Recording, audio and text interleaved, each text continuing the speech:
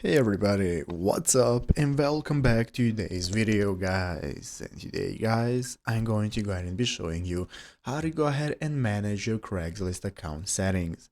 This is a very simple thing to do, so make sure to watch this quick and easy video till the very end, follow my steps correctly so you can make sure this works the same for you and you can do this yourself. But yeah guys, let's get straight into it.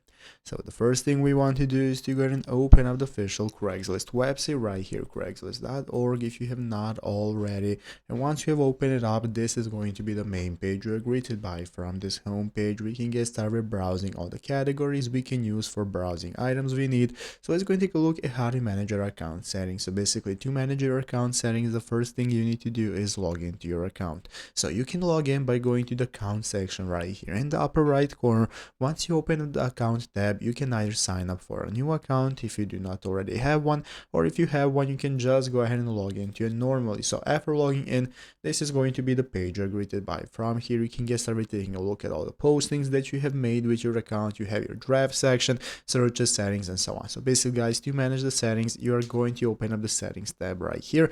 And once you open up your settings, this is going to show you the email address you're currently using. You're going to have your password and so on, and you can change any of the options you see right here. You can change your email address, password, and so on. And if you want to deactivate your account, you can also do so by clicking the deactivate account button. All of that is going to be findable right here in the settings page. So once you're done, just go back to Craigslist and start browsing, and that's how it's done. So I hope this video was helpful.